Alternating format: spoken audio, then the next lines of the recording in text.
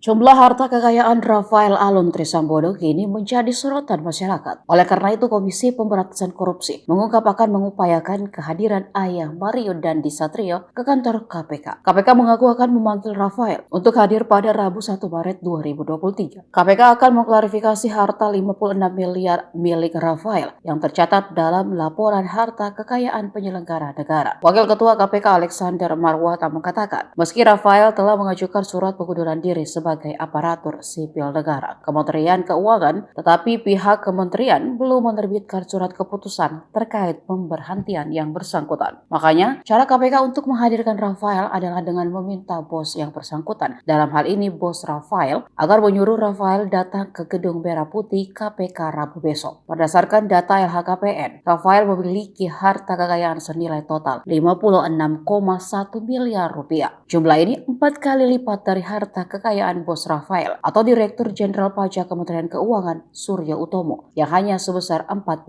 miliar rupiah. Bahkan harta 56 miliar milik Rafael tersebut hanya lebih rendah 1,9 miliar dari harta Sri Mulyani yang mencapai 58 miliar rupiah.